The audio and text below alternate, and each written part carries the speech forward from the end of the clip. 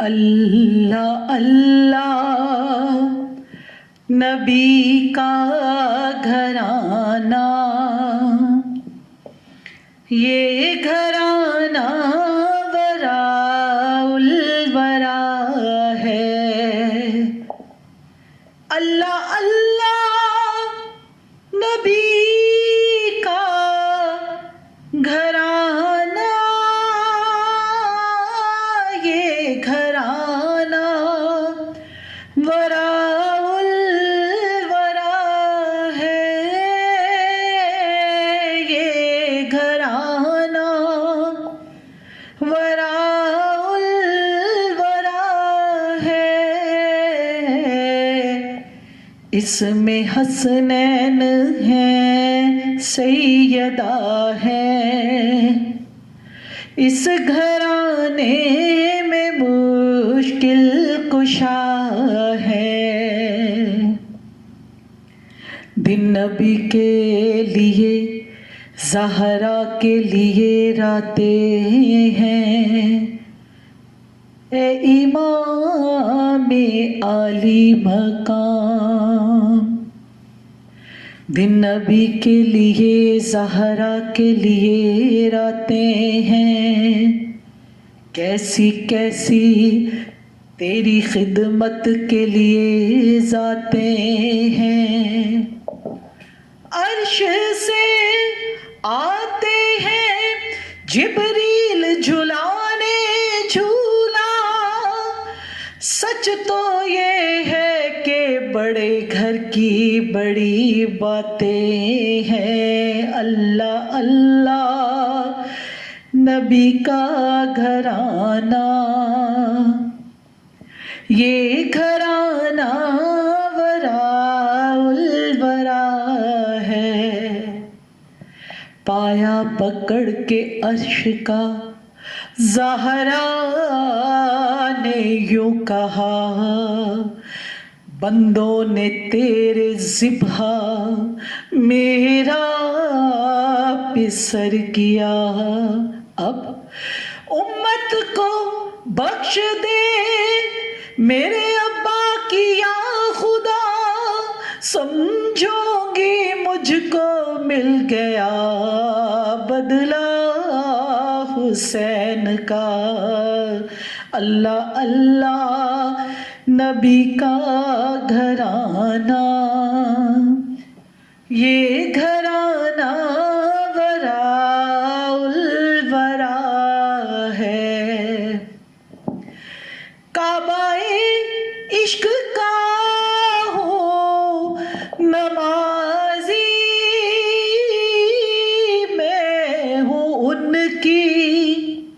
عنایت پہ راضی، میں ہوں ان کی عنایت پہ راضی، میری تربت پہ لکھنا نیازی، پنجتن کا یہ ادنا گدا ہے۔ اللہ اللہ نبی کا گھرانہ، یہ گھرانہ وراء الورا ہے۔ اعوذ باللہ من الشیطان الرجیم، بسم اللہ الرحمن الرحیم۔ ان اللہ و ملائکتہ یصلون علی النبی، یا ایہا الذین آمنوا صلوا علیہ وسلموا تسلیما۔ اللہم اجعل صلواتک و برکاتک علی محمد النبی و ازواجہ امہات المؤمنین و ذریاتہ و اہل بیتہ، کما صلیت علی ابراہیم انک حمید مجید۔ ربی اشرح لی صدری ویسر لی امری واحلل عقدۃ من لسانی یفقہوا قولی الم نشرح لک صدرک ووضعنا عنک وزرک الذی انقض ظہرک ورفعنا لک ذکرک فإن مع العسر یسرا إن مع العسر یسرا فإذا فرغت فانصب وإلی ربک فارغب۔ صدق اللہ العظیم۔ آج اللہ تعالیٰ کے فضل و کرم سے جن قرآنی آیات پر میں روشنی ڈالنا چاہتی ہوں وہ سورۃ احزاب کی آیات ہیں، جو کہ اس میں خواتین کے لیے بہت نصیحتیں اس میں اللہ تعالیٰ نے عطا کی ہیں، اور ازواج مطہرات کا اس میں ذکر کیا، امہات المومنین کا، اور ان کے ذریعے سے خواتین کی اصلاح فرمائی۔ اللہ کرے کہ میں جو بات کرنے جا رہی ہوں وہ ہم سب کی سمجھ میں آ جائے۔ یہ بہت دفعہ پہلے بھی آپ سن چکے ہیں، سورۃ احزاب کو بار بار پڑھتے ہیں، صرف ایک ریمائنڈر ہے کہ اگر ہم کسی چیز کو بھول رہے ہیں تو اللہ ہمیں یاد کروا دیں۔ اللہم انس وحشتی فی قبری، اللہم ارحمنی بالقرآن العظیم واجعلہ لی اماما و نورا و ہدی و رحمہ، اللہم ذکرنی منہ ما نسیت وعلمنی منہ ما جہلت وارزقنی تلاوتہ آناء اللیل وآناء النہار واجعلہ لی حجۃ یا رب العالمین یا اکرم الاکرمین یا احکم الحاکمین۔ میں سورۃ احزاب کی آیت نمبر 48 کا سے ترجمہ کروں گی، اور اللہ کرے کہ ہم اس چیز کو سمجھنے کی کوشش کریں۔ اللہ تعالیٰ فرماتا ہے کہ اے پیغمبر صلی اللہ علیہ وسلم اپنی بیویوں سے کہہ دو کہ اگر تم دنیا کی زندگی اور اس کی زینت اور عیش کی خواستگار ہو تو آؤ میں تمہیں کچھ مال دوں اور اچھی طرح سے رخصت کر دوں۔ یہ عرب میں اس ٹائم کچھ خواتین کا رسول اللہ صلی اللہ علیہ وسلم کے گھروں میں آنا جانا تھا، تو ان میں سے کسی نے یہ احساس دلوایا کہ آپ رسول اللہ صلی اللہ علیہ وسلم سے اپنا زیادہ خرچہ طلب کریں، راحت تسکین کے لیے اخراجات۔ تو تمام ازواج نے نبی اکرم صلی اللہ علیہ وسلم سے زیادہ اخراجات کی طلب کی، اور ان سے گزارش کی کہ ہمارے جو ہمارے اخراجات ہیں اس میں گزارا نہیں ہوتا، تو ہمیں جو ہے نا وہ ہماری جو بڑھا دی جائے۔ تو نبی اکرم صلی اللہ علیہ وسلم کو جو ڈیمانڈ ازواج مطہرات کی طرف سے آئی وہ اچھی نہ لگی، تو نبی اکرم صلی اللہ علیہ وآلہ وسلم نے ان سے ایلا اختیار کیا، تمام ازواج سے علیحدگی اختیار کر لی۔ اور یہ ٹائم نبی اکرم صلی اللہ علیہ وسلم کے لیے بہت مشکل ٹائم تھا، اور اتنا ٹائم علیحدہ رہنے سے نبی اکرم صلی اللہ علیہ وسلم تنہا ہو گئے، اور حضرت عمر رضی اللہ تعالیٰ عنہ اور حضرت ابو بکر صدیق رضی اللہ تعالیٰ عنہ کی جو 2 بیٹیاں تھیں وہ بھی رسول اللہ صلی اللہ علیہ وسلم کی زوجیت میں تھیں، تو انہوں نے کوشش کی کہ انہیں سمجھایا جائے، لیکن حضور اکرم صلی اللہ علیہ وسلم توقف فرمایا اور انتظار کیا کہ اللہ تعالیٰ حضور اکرم صلی اللہ علیہ وسلم کو کیا پیغام عطا کرتا ہے، کیا حکم دیتا ہے۔ تو اس لیے یہ جو آیت ہے جس کو میں نے پڑھا ہے کہ اے نبی اپنی بیویوں سے کہہ دو کہ اگر تم دنیاوی زندگی اور اس کی سجاوٹ کی خواستگار ہو تو آؤ میں تم کو سامان دے دوں اور خوبصورتی کے ساتھ تم کو رخصت کر دوں۔ یعنی جو روزی کی وسعت اور راحت اور دنیاوی آرائش کی چیزیں آپ لوگوں کو چاہیے ہیں وہ ڈیمانڈ تو میں آپ لوگوں کی پوری نہیں کر سکتا، لہٰذا یہ ہو سکتا ہے کہ جو اللہ نے حکم دیا ہے کہ اے نبی آپ اپنی ازواج سے اب یہ حکم دے دیں کہ اے پیغمبر اپنی بیویوں سے کہہ دو کہ اگر تم دنیا کی زندگی اور اس کی زینت اور رائش کی خواستگار ہو تو آؤ میں تمہیں کچھ مال دوں اور اچھی طرح سے رخصت کر دوں۔ اور اگلا حکم، اور اگر تم اللہ اور اس کے پیغمبر اور عاقبت کی گھر یعنی بہشت کی طلبگار ہو تو تم میں جو نیکوکاری کرنے والی ہیں ان کے لیے اللہ نے اجر عظیم تیار کر رکھا ہے۔ اے پیغمبر کی بیویوں، تم میں سے جو کوئی سریحاً ناشائستہ الفاظ کہہ کر رسول اللہ صلی اللہ علیہ وسلم کو ایذا دینے کی حرکت کرے گی اس کو دونی سزا دی جائے گی۔ اب اس حکم کے آتے ہی نبی اکرم صلی اللہ علیہ وسلم نے اپنی زوجہ حضرت عائشہ صدیقہ رضی اللہ تعالیٰ عنہ کو بلایا اور یہ اللہ تعالیٰ کا حکم سنایا کہ اللہ نے یہ حکم دیا ہے۔ تو حضرت عائشہ صدیقہ رضی اللہ تعالیٰ عنہ نے سب سے پہلے حضور اکرم صلی اللہ علیہ وسلم کی زوجیت میں رہنے کو پسند فرمایا۔ کہا یا رسول اللہ صلی اللہ علیہ وسلم، اس دنیا کی راحت پر، اس دنیا کی دنیاوی چیزوں پر، اس دنیا کی زینت کی چیزوں پر میں محمد مصطفیٰ صلی اللہ علیہ وسلم کو ترجیح دیتی ہوں۔ اور اس کے بعد تمام ازواج مطہرات نے بھی یہی فیصلہ کیا اور فرمایا اگر تم اللہ اور اس کے پیغمبر اور عاقبت کے گھر یعنی بہشت کی طلبگار ہو تو تم میں جو نیکی کارو کرنے والی ہیں ان کے لیے اللہ نے اجر عظیم تیار کر رکھا ہے۔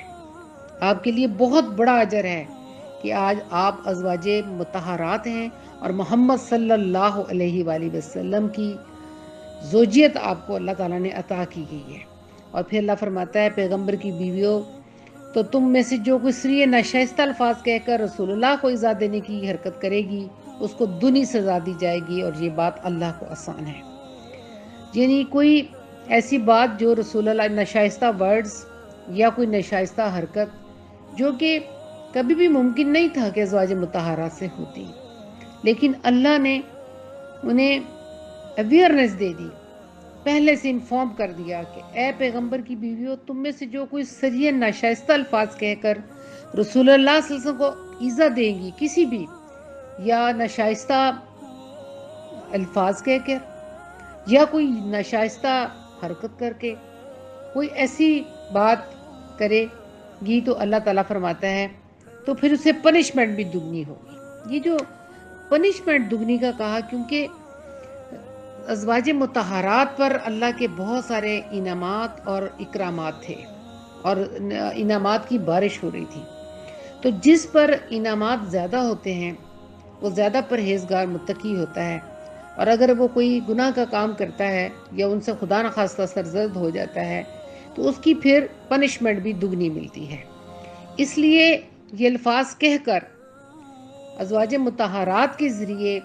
مومن عورتوں کو مطلع کیا گیا ہے۔ ایکچولی ازواج مطہرات کو یہ آرڈر دے کے مومن عورتوں کو اس حکم کے بارے میں میرے نزدیکی ہے کہ پیغمبر کی بیویوں، تم میں سے جو کوئی صریح ناشائستہ الفاظ کہہ کر رسول اللہ کو ایذا دینے کی حرکت کرے گی تو اس کو دونی سزا دی جائے گی۔ اور یہ بات وَكَانَ ذَلِكَ عَلَى اللَّهِ يَسِيرًا، اور یہ بات اللہ نے آگے جو کہہ دی، حکم دے دیا وَكَانَ ذَلِكَ عَلَى اللَّهِ يَسِيرًا، اور یہ بات اللہ کو آسان ہے۔ اور جو تم میں سے اللہ اور اس کے رسول کی فرما بردار رہے گی اور عمل نیک کرے گی تو اس کو ہم ثواب بھی دونا دیں گے، ہم دونا ثواب دیں گے، اور اس کے لیے ہم نے عزت کی روزی تیار کر رکھی ہے۔ ہم نے وَأَعْتَدْنَا لَهَا رِزْقًا كَرِيمًا، آپ کے لیے رزق کی کمی نہیں ہے، ہم نے تو آپ کو عزتوں کی روزی آپ کے لیے تیار کر دی ہے، ہم نے تو آپ کو اتنی عزت اور احترام دیا ہے کہ آپ کو امہات المومنین کا درجہ دے دیا گیا ہے کہ آپ امت کی مائیں ہیں۔ اور اللہ تعالیٰ نے یہ اتنا بڑا عہدہ حضور اکرم صلی اللہ علیہ وسلم کی ازواج کو عطا کیا اور کہا کہ آپ امت کی مائیں ہیں۔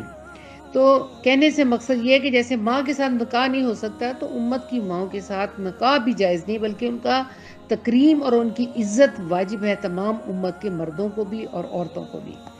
آگے اللہ فرماتا ہے اے پیغمبر کی بیویوں، تم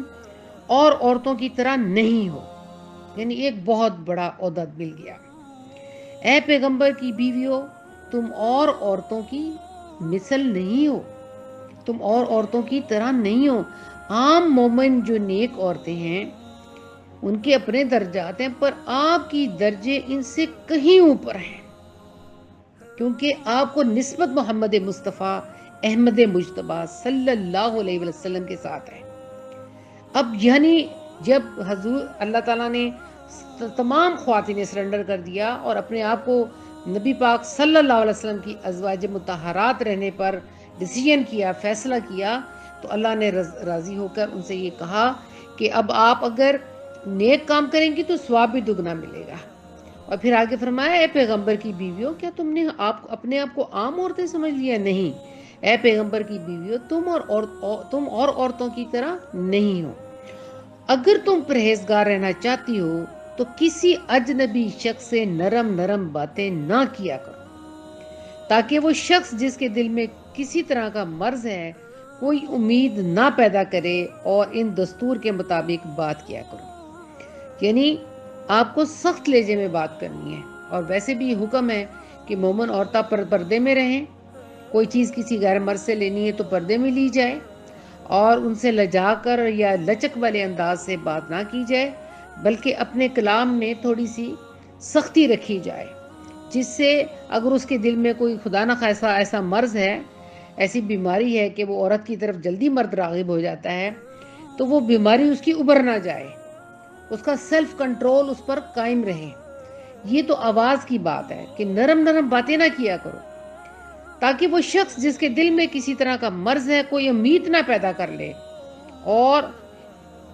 ان دستور کے مطابق بات کیا کرو۔ اور پھر فرمایا اور اپنے گھروں میں ٹھہری رہو۔ یہ سارے احکامات خواتین کے لیے اتر رہے ہیں۔ اے نبی کی بیویوں اپنے گھروں میں ٹھہری رہو، جس طرح پہلے جاہلیت کے دنوں میں اظہار تجمل کرتی تھیں اسی طرح زینت نہ دکھاؤ۔ یعنی پہلے جو خواتین عرب کی بات ہو رہی ہے کہ وہ عورتیں جس طرح تجمل اور اپنی زینت دکھاتی تھیں، تو اے نبی کی عورتوں آپ عام ان عورتوں کی طرح تو آپ ہے ہی نہیں ہیں، آپ کے درجے آپ کی فضیلتیں بہت زیادہ ہیں، لہٰذا آپ نے کوشش کرنی ہے کہ آپ بلا ضرورت گھر سے نہیں نکلیں، اپنے گھروں میں ٹھہری رہو، اور جس طرح پہلے جاہلیت کے دنوں میں اظہار تجمل کیا جاتا تھا، تجمل کرتی تھیں، اس طرح زینت نہ کرو، اور نماز پڑھتی رہو۔ حکم آیا پردے میں رہو، بازاروں میں نہیں گھومنا، جیسے خواتین بازاروں میں ایک چیز لینے کے لیے گھومتی ہیں، پورے بازاروں میں پھرتی ہیں، کہا نہیں، کیا کرنا ہے؟ نماز پڑھتی رہو اور زکوٰۃ دیتی رہو، اور اللہ اور اس کے رسول کی فرما برداری کرتی رہو۔ اے پیغمبر کی اہل بیت، اللہ چاہتا ہے کہ تم سے ناپاکی کا میل کچیل دور کر دے اور تمہیں بالکل پاک صاف کر دے۔ یرید اللہ لیذہب عنکم الرجس اہل البیت ویطہرکم تطہیرا۔ یہ آیتیں تطہیرہ جو اتری، پہلے اللہ تعالیٰ نے ایڈوائز کیا ساری طرح سے کہ رہنے کا طریقہ کیا ہونا چاہیے ازواج مطہرات کا، اور ان کو دیکھ کے آپ رول ماڈل ہیں تو باقی مومن خواتین کس طرح رہیں گی۔ اس لیے اللہ تعالیٰ نے فرمایا کہ اے پیغمبر کے اہل بیت، اے نبی کے اہل بیت، اللہ چاہتا ہے کہ تم سے ناپاکی کا میل کچیل دور کر دے، یعنی تمہاری ظاہری اور باطنی اللہ تعالیٰ آپ کو پاکیزہ کر دے۔ یعنی رجس کا مطلب کوئی شیطانی عمل، کوئی شیطانی گفتگو، کوئی بات،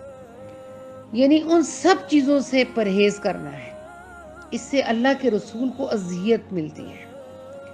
اللہ چاہتا ہے کہ رسول اللہ کی ازواج کو ان کی تمام باطنی بیماریوں کو جو کہ پہلے بھی نہیں تھی لیکن اللہ نے آرڈر دے دیا، ان کے ذریعے سے اللہ ایکچولی مومن عورتوں کو خود خطاب کر رہا ہے، ذریعہ بنایا محمد اور رسول اللہ صلی اللہ علیہ وسلم کی ازواج کو، اور لیکن وارننگز دے رہا ہے جو امت کی خواتین ہیں ان کو، کہ ان کے لیے یہ حکم ہے کہ رجس، ہر قسم کا ناپاک کام، رجس کا مطلب بالکل اللہ تعالیٰ پاک کرنا چاہتا ہے، جس طرح ہم اچھی وضو کر کے اچھی نماز پڑھتے ہیں، ہم روزے رکھتے ہیں، ہم عمرے اور حج کے لیے جاتے ہیں، ہم لغو باتیں نہیں کرتے، ہم کسی سے لغو مذاق نہیں کرتے، نہ لغو مذاق کرتے ہیں، نہ لغو باتیں کرتے ہیں، نہ زبان سے ہم لغویات کرتے ہیں، جہاں لغو باتیں ہو رہی ہوتی ہیں نہ ہم ان مجلسوں میں جاتے ہیں، یہاں لغو حرکات ہو رہی ہوتی ہیں نہ ہم وہاں جاتے ہیں، جہاں مردوں اور خواتین کی بے پردگی ہو رہی ہوتی ہے وہاں سے بھی ہم جیسے ہم سکون سے روزے رکھتے ہیں اور غیر مردوں سے غیر محرموں سے پردہ کرتے ہیں، تو ہمارے اندر ایک ایسی قوت پیدا ہو جاتی ہے، ہمارا ایمان تازہ ہو جاتا ہے اور ہمارے اندر سے اللہ تعالیٰ وہ تمام باطنی بیماریوں کو دور کر دیتا ہے، جیسے آنکھوں سے کا بھی زنا ہے، کانوں کا بھی زنا ہے، زبان کا بھی زنا ہے، لباس کا بھی زنا ہے، جسم کا بھی زنا ہے۔ اللہ تعالیٰ سے جب ہم نیکی کی طرف آتے ہیں تو ہر قسم کی زنا سے ہماری حفاظت ہو جاتی ہے جب ہم پردے میں آتے ہیں۔ تو اسی طرح اللہ تعالیٰ حضور اکرم صلی اللہ علیہ وسلم کے ازواج سے فرماتا ہے کہ اے پیغمبر کہ اہل بیت اللہ چاہتا ہے کہ تم سے ناپاکی کا میل کچیل دور کر دے اور تمہیں بالکل صاف کر دے۔ اب یہ صفائی اللہ کیوں چاہتا ہے؟ کہ ہماری باطنی صفائی بھی ہو، کہ ہمارا لباس صاف ہو، ہمارے نیل صاف ہوں، ہماری آنکھیں، ہماری ناک، کان، ہر جسم کا ہر حصہ جو صفائی کے زمرے میں آتا ہے وہ صاف ہو، یہ ہماری ظاہری صفائی۔ اور پھر ہمارے باطن کی صفائی کہ ہماری فکر میں، ہماری سوچ میں سوائے اللہ کی وحدانیت کے اور کچھ نہ ہو، سوائے اللہ کے حکم کے، رسول اللہ صلی اللہ علیہ وسلم کی اطاعت کے، اور ہمارے باطن میں کوئی بات نہ چھپی ہو، ہم بالکل توحید پر، اللہ کے وحدانیت پر یقین رکھنے والے ہوں، اور اپنی تمام ہم نے حاجتیں اللہ سے منسوب کرنی ہیں اور اللہ سے مانگنے والے ہوں۔ یہ ہمارے باطن کی صفائی ہے کہ ہمیں اللہ کی سوا اور کچھ بھی نظر نہ آئے، یہ ہماری باطن کی صفائی ہے۔ اور ایک ہماری ظاہری صفائی ہے، اللہ چاہتا ہے کہ ہر قسم کی میل کچیل سے تمہیں پاک کر دے۔ ہم نے اپنے ظاہری لباس کا بھی خیال کرنا ہے، وہ لباس فحاشہ نہ ہو، لباس برا نہ ہو۔ ہم نے اپنی باطنی صفائی کا بھی خیال رکھنا ہے کہ ہمارے جو گفتگو ہو وہ لغو نہ ہو، ہم لغو باتیں نہ کریں، لغو مجلسوں میں نہ جائیں، ہمارا اظہار ایک شریف گھرانے کی جیسے خواتین ہوتا ہے، مومن عورتوں کی طرح ہوں۔ اور پھر اگلا حکم کیوں اللہ تعالیٰ دے رہا ہے کہ نبی کی اہل بیت اللہ چاہتا ہے کہ تم سے ناپاکی کا میل کچیل دور کر دے اور تمہیں بالکل پاک صاف کر دے، اور تمہارے گھروں میں جو اللہ کی آیتیں پڑھی جاتی ہیں، یعنی جو وحی کا سلسلہ جاری تھا اور جو وحی حضور اکرم صلی اللہ علیہ وسلم پر نازل ہو رہی تھی، اور تمہارے گھروں میں جو اللہ کی آیتیں پڑھی جاتی ہیں اور حکمت کی باتیں سنائی جاتی ہیں، ان کو یاد رکھو، بے شک اللہ بریک بین اور باخبر ہے۔ یہ حکم کیوں آیا؟ کیونکہ اب رسول اللہ صلی اللہ علیہ وسلم اس دنیا سے جب گئے تو حضرت عائشہ کی عمر کہیں 21 سال کہیں 22 سال آئی ہے، بہت کم عمر تھی جب رسول اللہ صلی اللہ علیہ وسلم نے پردہ فرما لیا۔ اور پھر یہ بھی حکم آ گیا کہ رسول اللہ صلی اللہ علیہ وسلم کے ازواج کے ساتھ نکاح نہیں ہو سکتا، اور جو نبی اکرم صلی اللہ علیہ وسلم کو یہ حکم دیا، جب یہ کہا کہ نبی اکرم صلی اللہ علیہ وسلم کہا کہ اب ان ازواج کے علاوہ اب اور کوئی آپ کی ازواج نہیں ہو سکتی۔ اسی طرح حضور اکرم صلی اللہ علیہ وسلم کو اب یہ حکم دیا جا رہا ہے کہ اپنی ازواج سے کہیں کہ جو وحی نازل ہو رہی ہے اس کو یاد کریں۔ تو حضرت عائشہ صدیقہ رضی اللہ تعالیٰ نے 48 سال حضور اکرم صلی اللہ علیہ وسلم کے پردہ فرمانے کے بعد 48 ایئرز دین کی تبلیغ کی۔ ایون کہ صحابہ کرام نبی جب احادیث کو درست کرنا ہوتا تھا، اپنی احادیث معلوم کرنی ہوتی تھی، تو حضرت عائشہ صدیقہ رضی اللہ تعالیٰ عنہ کے پاس جاتے تھے۔ تو فرمایا تمہارے گھروں میں جو اللہ کی آیتیں پڑھی جاتی ہیں اور حکمت کی باتیں سنائی جاتی ہیں ان کو یاد رکھو، بے شک اللہ باریک بین اور باخبر ہے۔ جو لوگ اللہ کے آگے سر اطاعت خم کرنے والے ہیں، اب یہ حکم جو آ گیا، یعنی مسلمان مرد اور مسلمان عورتیں، مومن مرد اور مومن عورتیں، اور فرما بردار مرد اور فرما بردار عورتیں، اور راست باز مرد اور راست باز عورتیں، اور صبر کرنے والے مرد اور صبر کرنے والی عورتیں، فروتنی کرنے والے مرد اور فروتنی کرنے والی عورتیں، اور خیرات کرنے والے مرد اور خیرات کرنے والی عورتیں، اور روزے رکھنے والے مرد اور روزے رکھنے والی عورتیں، اور اپنی شرمگاہ کی حفاظت کرنے والے مرد اور حفاظت کرنے والی عورتیں، اور اللہ کو کثرت سے یاد کرنے والے مرد اور کثرت سے یاد کرنے والی عورتیں، کچھ شخص نہیں کہ ان کے لیے اللہ نے بخشش اور اجر عظیم تیار کر رکھا ہے۔ اللہ تعالیٰ فرماتا ہے ان سب کا ذکر کر کے عد اللہ لہم مغفرۃ و اجر کریم، ان کے لیے اللہ تعالیٰ نے کوئی شک نہیں کہ ان کے لیے اللہ نے بخشش اور اجر عظیم تیار کر رکھا ہے۔ اور کسی مومن مرد اور مومن عورت کو حق نہیں ہے کہ جب اللہ اور اس کا رسول کوئی امر مقرر کر دیں، یعنی کسی چیز کا حکم آ جائے، تو وہ اس کام میں اپنا بھی کچھ اختیار سمجھیں۔ جو حکم آ گیا، آرڈر از آرڈر، اب ہم نے اس کو اوبے کرنا ہے۔ وَقَالُوا سَمِعْنَا وَأَطَعْنَا غُفْرَانَكَ رَبَّنَا وَإِلَيْكَ الْمَصِيرُ۔ امت محمدیہ نے سنا اور اطاعت کی، اور یہود و نصارہ نے وَقَالُوا سَمِعْنَا وَعَصَيْنَا، ہم نے سنا اور نافرمانی کی۔ لیکن امت محمدیہ نے کہا وَقَالُوا سَمِعْنَا وَأَطَعْنَا، اللہ نے ہمیں یہ سبق سکھایا سورۃ بقرہ کی آخری آیات میں، وَقَالُوا سَمِعْنَا وَأَطَعْنَا غفرانک ربنا وعلیک المصیر لا یکلف اللہ نفس الا وسعها لها ما کسبت وعلیہا ما اکتسبت ربنا لا تؤاخذنا ان نسینا او اخطأنا ربنا ولا تحمل علینا اصرا كما حملته على الذین من قبلنا ربنا ولا تحملنا ما لا طاقة لنا به واعف عنا واغفر لنا وارحمنا انت مولانا فانصرنا على القوم الكافرین۔ ان احکامات کے بعد آپ نے اللہ سے مناجات کرنی ہے کہ یا اللہ جو تو نے حکم دیے ہم نے سنے اور ہم اس کی اطاعت کریں گے۔ اللہ خود کہتا ہے کہ میں نے کسی جان کو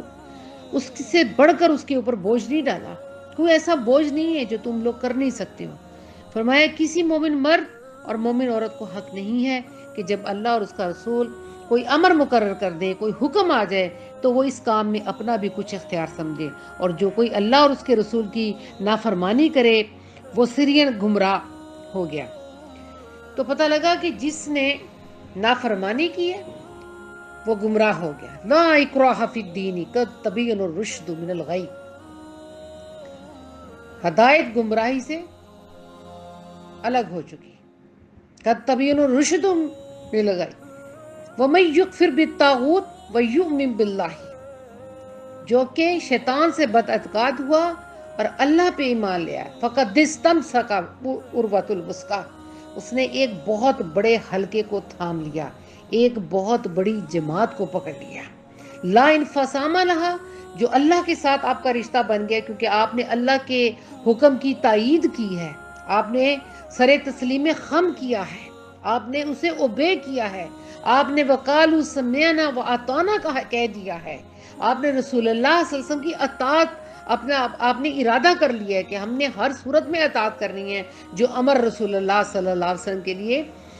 پر نازل ہو گیا ہے، جو حکم ہمارے لیے آ گیا ہے اور قرآن پاک میں اس کلام میں، اور اللہ کے رسول اللہ صلی اللہ علیہ وسلم نے تنبیہ کر دی ہے، تو ہمیں اپنا من تن اور دھن لگانا ہے۔ تو ہم نے کہا وقالوا سمعنا واطعنا، ہم نے یہ نعرہ لگایا کہ ہم سنیں گے اور اطاعت کریں گے، اور اللہ تعالیٰ کہتا غفرانہ کا، ٹھیک ہے میں نے سب کو بخش دیا ہے، ربنا وعلیک المصیر، تم سب لوگ میری طرف لوٹ کر آنے والے ہو۔ ہمیں ہر حکم پر سر تسلیم خم کرنا ہے، اس لیے یہ احکامات جاری، پہلے اللہ گراؤنڈز بناتا ہے پھر احکامات دیتا ہے، پہلے اللہ تطہیر کرتا ہے، اس نے ان کے دلوں کی تطہیر کی، کہا اے نبی کے گھرانے میں چاہتا ہوں کہ میں آپ کو ہر علائش سے، گرد و غبار سے، تمام آلودگی سے، ہر نجس کام سے میں آپ کو پاک صاف کر دوں۔ جب امہات المومنین اس قدر پاک صاف ہوں گے نبی کا گھرانہ، تو پھر پوری امت ان کی پیروی کرے گی اور وہ ان کے لیے رول ماڈل بن جائیں گے، اور امہات المومنین ہمارے لیے اہل بیت رول ماڈل ہیں۔ تو اب میں اس چیز پہ آ رہی ہوں یہ آیتیں بیان کرنے کے بعد، تاکہ اگر کوئی بھول گیا تھا تو اسے یاد آ جائے۔ میں یہ بتانا چاہتی ہوں کہ الحمدللہ محرم کا مہینہ رحمتوں کا مہینہ ہم پر سایہ فگن ہے، اور ہمیں واقع کربلا کو سمجھنے کے لیے بہت ضروری ہے کہ پہلے ہم اہل بیت کی محبت اور ان کی اطاعت کی ترغیب لے لیں کہ اللہ کے رسول نے اپنی اہل بیت کے بارے میں کیا فرمایا۔ جب تک ہمارا اندر سے من صاف نہیں ہوگا اور ہم ان کو اپنا امام نہیں جانیں گے، اس وقت تک ہم واقعہ کربلا کو سمجھ نہیں سکتے کہ احکامات کیا تھے جس پر امام حسین نے بیعت نہیں کی۔ وہ اللہ کے دین کو بہت اچھی طرح سمجھتے تھے، جبکہ یزید اللہ کے دین کی حکموں کی دھجیاں اڑا رہا تھا۔ لہٰذا امام حسین نے اس کے ارادوں کو پروان نہ چڑھنے دیا، اور وہ اس وقت پہ یہ سمجھ گئے، اللہ نے اعلان کر دیا کہ یہ وہ وقت ہے کہ جو احکامات قرآن پاک میں نازل ہو چکے ہیں وہ ہو چکے ہیں، آرڈر از آرڈر، وہ کبھی نہیں بدلیں گے۔ لہٰذا اب اس محنت کو جو رسول اللہ صلی اللہ علیہ وسلم نے 22 سال دین کی تبلیغ کی اور قرآن پاک اتنے سالوں میں نازل ہوا، اور جو رسول اللہ صلی اللہ علیہ وسلم نے جتنی صحبتیں اور مصیبتیں اس دین کو پھیلانے کے لیے کی، اللہ تعالیٰ نے اب امام حسین کو کھڑا کیا ہے کہ اب اس دین کو اور لا الہ الا اللہ محمد رسول اللہ کو بچانا ہے۔ اس کے لیے لازم و ملزوم ہے کہ ہم اہل بیت کا کردار پہلے سمجھ لیں کہ اللہ تعالیٰ نے سورۃ احزاب میں ان کی اہمیت کو، ان کی فضیلت کو کس طرح بڑھایا ہے کہ ایک عام بندہ بھی اگر اس کو پڑھے گا، ہم نے اس قرآن کو سمجھنے کے لیے آسان کر دیا۔ اس میں کوئی سائنس نہیں ہے، سیدھے سیدھے بالکل واضح احکامات ہیں، آیات محکمات ہیں۔ ہمیں نے آیات محکمات پر نظر رکھنی ہے کہ کون سی آیتیں جس پر ہمیں حکم دیا گیا ہے۔ 90 سے زیادہ دفعہ اللہ نے یا ایھا الذین آمنو کہہ کے ہمیں پکارا۔ ہم نے دیکھنا ہے کہ جب وہ یا ایھا الذین آمنو کہتا ہے تو ہمیں کیا احکامات دیتا ہے، ہمارے لیے کیا حکم آئے۔ تو میں اس کے لیے کچھ احادیث لائی ہوں جو رسول اللہ صلی اللہ علیہ وسلم نے بیان کی ہیں۔ حضرت عبداللہ بن عباس رضی اللہ تعالیٰ عنہ بیان کرتے ہیں کہ حضور نبی اکرم صلی اللہ علیہ وسلم نے فرمایا، اللہ تعالیٰ سے محبت کرو ان نعمتوں کی وجہ سے جو اس نے تمہیں عطا فرمائی، اور مجھ سے اللہ تعالیٰ کی محبت کے سبب محبت کرو، اور میرے اہل بیت سے میری محبت کی خاطر محبت کرو۔ میرے اہل بیت سے میری محبت کی خاطر محبت کرو۔ یہ اب اللہ کے رسول فرما رہے ہیں کہ ان کی اطاعت کرو، انہیں رول ماڈل بناؤ، کیونکہ اللہ نے ان کی کانٹ چھانٹ کر کے انہیں کیا کر دیا ہے، انہیں اللہ تعالیٰ نے ہر رجس سے پاک کر دیا ہے، انہیں تطہیر کر دیا ہے، انہیں پاکیزہ کر دیا ہے، وہ پاک روحیں ہیں، وہ پاک جسم ہیں۔ لہٰذا آپ کی آنکھیں بھی پاکیزہ ان کی طرف اٹھیں۔ اور پھر دوسری حدیث ہے، حضرت عباس بن عبد المطلب رضی اللہ تعالیٰ عنہ بیان فرماتے ہیں کہ ہم جب قریش کی جماعت سے ملتے اور وہ باہم گفتگو کر رہے ہوتے تو گفتگو روک دیتے۔ ہم نے حضور نبی اکرم صلی اللہ علیہ وسلم کی بارگاہ میں اس امر کی شکایت کی تو آپ صلی اللہ علیہ وسلم نے فرمایا، لوگوں کو کیا ہو گیا ہے، جب میرے اہل بیت سے کسی کو دیکھتے ہیں تو گفتگو روک دیتے ہیں۔ اللہ رب العزت کی قسم، کسی شخص کے دل میں اس وقت تک ایمان داخل نہیں ہوگا جب تک میرے اہل بیت سے اللہ تعالیٰ کے لیے اور میری قرابت داری کی وجہ سے محبت نہ کرے۔ پھر ایک اور جگہ حضرت عباس بن عبد المطلب رضی اللہ تعالیٰ عنہ سے مروی ہے کہ میں نے بارگاہ رسالت صلی اللہ علیہ وسلم میں عرض کیا، یا رسول اللہ، قریش جب آپس میں ملتے ہیں تو حسین مسکراتے چہروں سے ملتے ہیں، اور جب ہم سے ملتے ہیں تو ایسے چہروں سے ملتے ہیں جنہیں ہم نہیں جانتے، یعنی جذبات سے آری چہروں کے ساتھ۔ حضرت عباس رضی اللہ فرماتے ہیں کہ حضور نبی اکرم صلی اللہ علیہ وسلم یہ سن کر شدید جلال میں آ گئے اور فرمایا، اس ذات کی قسم جس کے قبضہ قدرت میں میری جان ہے، کسی بھی شخص کے دل میں اس وقت تک ایمان داخل نہیں ہو سکتا جب تک کہ اللہ تعالیٰ اور اس کے رسول صلی اللہ علیہ وسلم اور میری قرابت داری کی خاطر تم سے محبت نہ کرے۔ حضرت ابو سعید خدری رضی اللہ تعالیٰ عنہ بیان کرتے ہیں کہ میں نے حضور اکرم صلی اللہ علیہ وسلم کو منبر پر فرماتے ہوئے سنا، ان لوگوں کو کیا ہو گیا ہے جو یہ کہتے ہیں کہ حضور نبی اکرم صلی اللہ علیہ وسلم سے نسبی تعلق قیامت کے روز ان کی قوم کو کوئی فائدہ نہیں دے گا۔ کیوں نہیں؟ اللہ کی قسم، بے شک میرا نسبی تعلق دنیا اور آخرت میں باہم ملا ہوا ہے، یعنی نفع دینے والا ہے۔ اور اے لوگو، بے شک قیامت کے روز میں تم سے پہلے حوض کوثر پہ موجود ہوں گا، پس جب تم آؤ گے تو ایک آدمی کہے گا، یا رسول اللہ، میں فلاں بن فلاں ہوں، بس حضور نبی اکرم صلی اللہ علیہ وسلم فرمایا اس کا فلاں بن فلاں کہنا پایا ثبوت کو پہنچے گا، اور رہا نسب تو تحقیق اس کی پہچان میں نے تمہیں کرا دی ہے، لیکن میرے بعد تم احداث کرو گے اور الٹے پاؤں پھر جاؤ گے۔ حضرت ابو ہریرہ رضی اللہ تعالیٰ بیان کرتے ہیں کہ حضور نبی کرم صلی اللہ علیہ وسلم فرمایا تم میں سے بہترین وہ ہے جو میرے بعد میری اہل بیت کے لیے بہترین ہے۔ حضرت عبد الرحمن بن ابی لیلہ رضی اللہ تعالیٰ عنہ اپنے والد سے روایت کرتے ہیں کہ حضور نبی کرم صلی اللہ علیہ وسلم نے فرمایا کوئی بندہ اس وقت تک مومن نہیں ہو سکتا جب تک کہ میں اس کے نزدیک اس کی جان سے بھی محبوب تر نہ ہو جاؤں اور میری اہل بیت اس کے اہل خانہ سے محبوب تر نہ ہو جائیں، اور میری اولاد اسے اپنی اولاد سے بڑھ کر محبوب نہ ہو جائے، اور میری ذات اسے اپنی ذات سے محبوب تر نہ ہو جائے۔ حضرت حسن بن علی رضی اللہ تعالیٰ عنہ بیان کرتے ہیں کہ حضور نبی اکرم صلی اللہ علیہ وسلم فرمایا ہے ہم اہل بیت کی محبت کو لازم پکڑو، بس بے شک وہ شخص جو اس حال میں اللہ تعالیٰ سے ملا کہ وہ ہمیں محبت کرتا تھا تو وہ ہماری شفاعت کے صدقے جنت میں داخل ہوگا، اور اس ذات کی قسم جس کے قبضہ قدرت میں میری جان ہے کسی شخص کو اس کا عمل فائدہ نہیں دے گا مگر ہمارے حق کی معرفت کے سبب کے ساتھ، کہ ہمارے حق کی معرفت کے سبب کے ساتھ۔ اب یہ جو میں احادیث آپ کو سنا رہی ہوں اس کا ٹوٹلی لب لباب یہ ہے کہ ہمیں اہل بیت کی، ازواج مطہرات کی، جی ہمیں حضرت فاطمہ الزہرا کی اور ان کے پورے خاندان کی ہی ہمیں فضیلتیں سمجھے ہمارے آ جائیں۔ حضرت ابو رافع رضی اللہ تعالیٰ بیان کرتے ہیں کہ حضور نبی اکرم صلی اللہ علیہ وسلم نے حضرت علی رضی اللہ تعالیٰ عنہ سے فرمایا اے علی تم اور تمہارے چاہنے والے قیامت کے روز میرے پاس حوض کوثر پہ چہرے کی شادابی کے ساتھ اور سیراب ہو کر آئیں گے، اور ان کے چہرے نور کی وجہ سے سفید ہوں گے، اور بے شک تمہارے دشمن اے علی بے شک تمہارے دشمن قیامت کے روز حوض کوثر پر میرے پاس بدنما چہروں کے ساتھ اور سخت پیاس کی حالت میں آئیں گے۔ غور کر لیں، اے علی تم اور تمہارے چاہنے والے قیامت کے روز میرے پاس حوض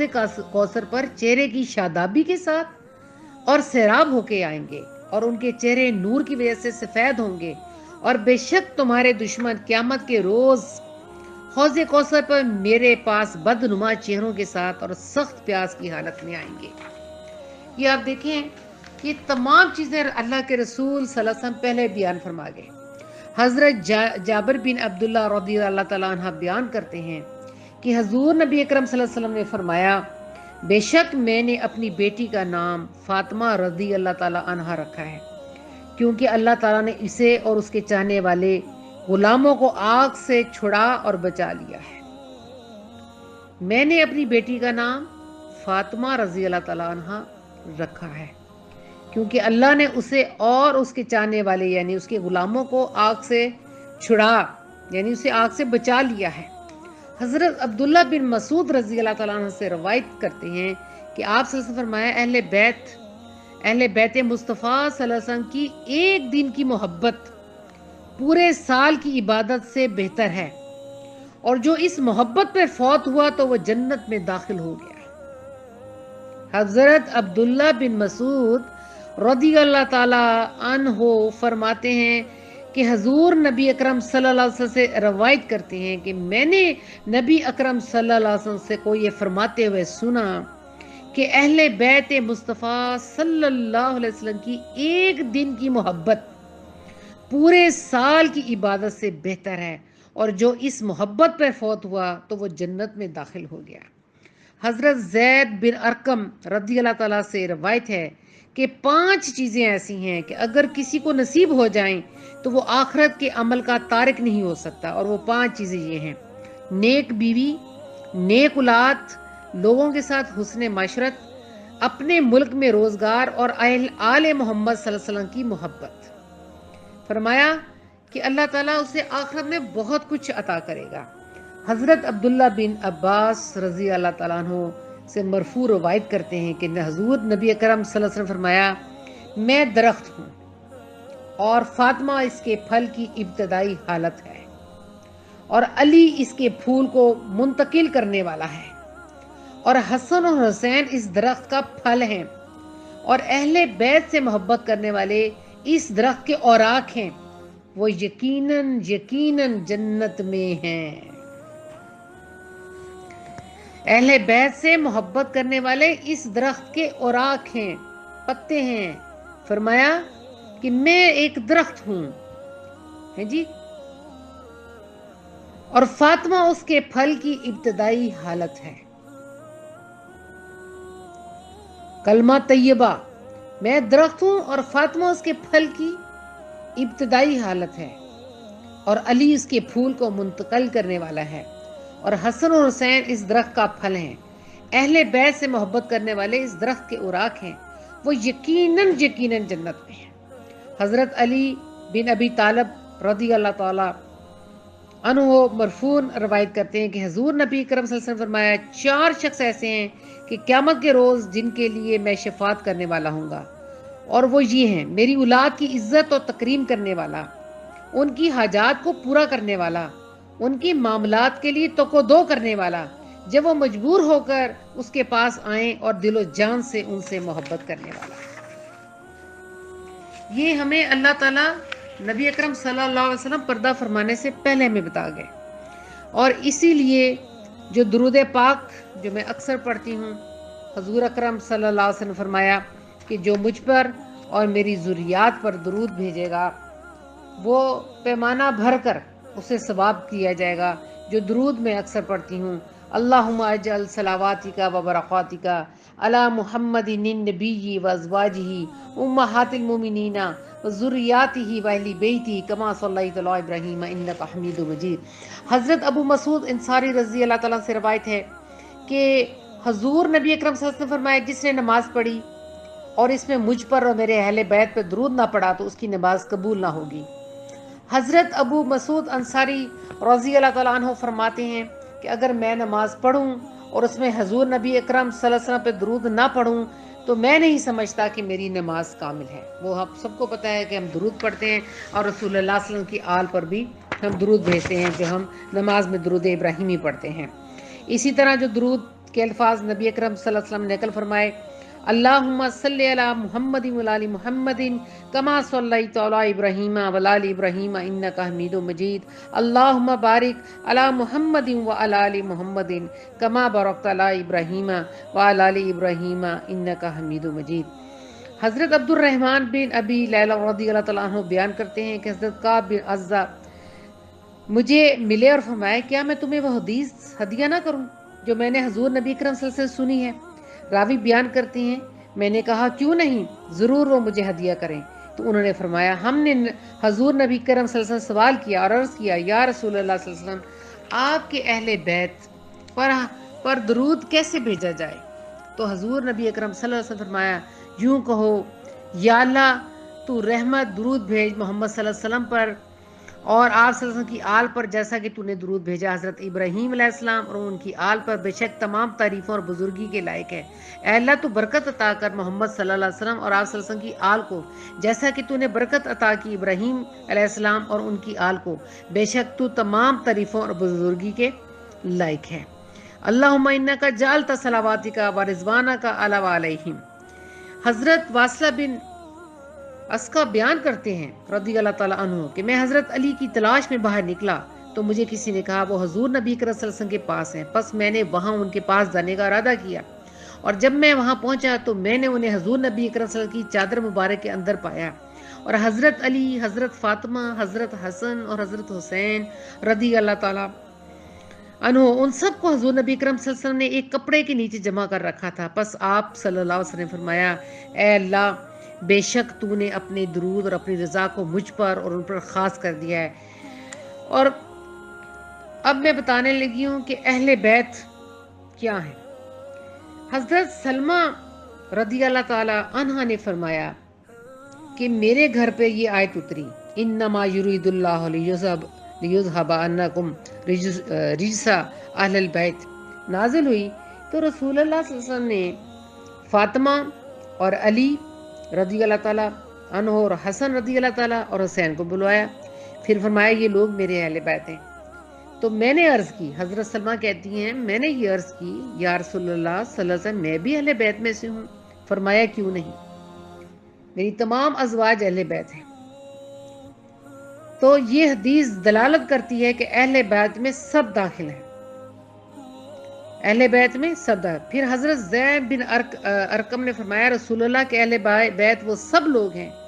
جن پر صدقہ کا مال لینا حرام کر دیا گیا تھا، یعنی اولاد علی رضی اللہ تعالیٰ عنہ اور اولاد جعفر رضی اللہ تعالیٰ عنہ، اولاد عقیل رضی اللہ تعالیٰ عنہ، اولاد عباس رضی اللہ تعالیٰ عنہ،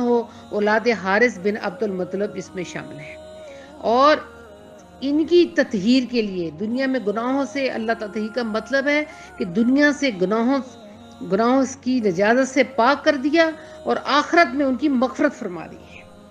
آخرت میں ان کی مغفرت فرما دی ہے. اور دنیا میں تمام نجاستوں سے، تمام علائشوں سے، تمام بری چیزوں سے اللہ تعالیٰ. اور یہ گروہ حزب اللہ ہے، ایک گروہ حزب الشیطان ہے، یہ گروہ حزب اللہ ہے. یہ اللہ کی جماعت ہے، یہ اللہ کی جماعت ہے، یہ اللہ کی جماعت ہے، یہ اللہ کے لشکر ہیں. جیسے اللہ تعالیٰ فرشتوں کے درجات تو نہیں بڑھتے، وہ بھی اللہ کا لشکر ہیں. جب اللہ کو ضرورت پیش آئی تو اللہ نے ان کو بھی مدد کے لیے بھیجا. لیکن رسول اللہ صلی اللہ علیہ وسلم اور اہل بیت اللہ کے لشکروں میں سے ہیں، حزب اللہ ہیں. اور جو ان کی پیروی کرنے والا ہے وہ بھی حزب اللہ میں شامل ہے. اگر ہم چاہتے ہیں کہ ہم اللہ کی جماعت میں شامل ہو جائیں جس میں اللہ کہتا ہے اللہ ولی الذین آمنوا یخرجوہم من الظلمات الی النور، جو کہ انہیں اندھیروں اور گمراہیوں سے نکال کر روشنی کی طرف لے آئے گا. اللہ تو ان کا ولی اور کارساز ہے. والذین کفروا، جنہوں نے کفر کیا ہے ان ہستیوں سے، کلام سے. یہ تو قرآن پاک کی آیات ہیں، یہ ہستیاں تو قرآن پاک کی آیتیں ہیں جن ہستیوں کا میں ذکر کر رہی ہوں. اور اہل بیت کا، اور حضرت امام حسین کا، حضرت فاطمۃ الزہرا کا، حضرت علی کا، حضرت زینب علیہ السلام کا، یہ سب ہستیاں تو آیت قرآن ہیں، یہ تو قرآن کی آیتیں ہیں. ہم ان کا انکار کر ہی نہیں سکتے. اللہ کہتا ہے والذین کافروا، جو کفر کریں گے ان سے، میری آیات کا ہے والذین کافروا، جو کفر کہیں گے، اولیاءہم الطاغوت، وہ تو شیطان کے ساتھی ہیں، وہ شیطان کے اولیاء الطاغوت. ان کا کیا کام ہے؟ اللہ انہیں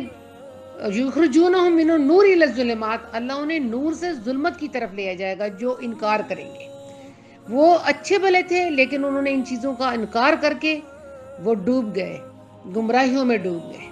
اولئک اصحاب النار ہم فیہا خالدون، یہ جہنم میں جائیں گے اور ہمیشہ ہمیشہ کے لیے ان میں رہیں گے. انشاءاللہ العزیز جیسے جیسے وقت بڑھے گا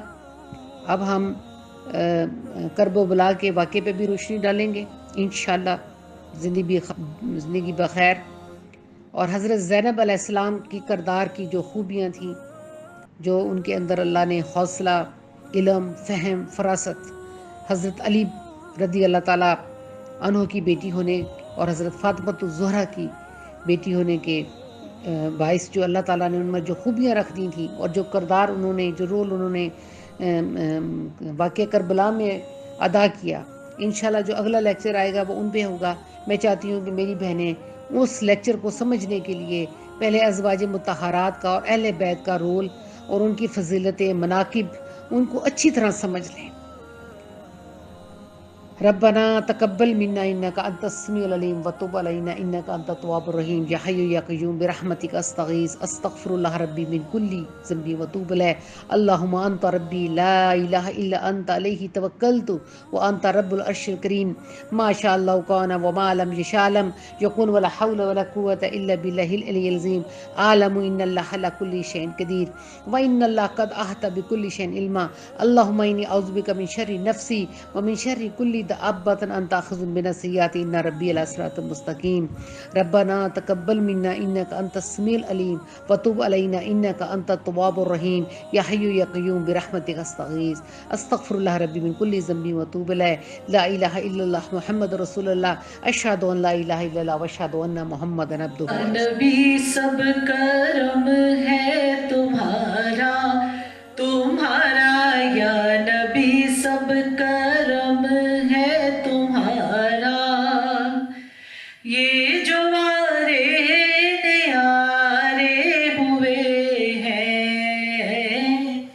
اب کمی کا تصور بھی کیسا ہاں کیسا اب کمی کا تصور بھی کیسا جب سے منگتے تمہارے ہوئے ہیں یا نبی سب کرم ہے تمہارا یہ جو وارے نیارے ہوئے ہیں ان کے دربار سے جب بھی میں نے پنجتن کے وسیلے سے مانگا ان کے دربار سے جب بھی میں نے پنجتن کے وسیلے سے مانگا مجھ کو خیرات فوراً ملی ہے مجھ کو خیرات فوراً ملی ہے خوب میرے گزارے ہوئے ہیں یا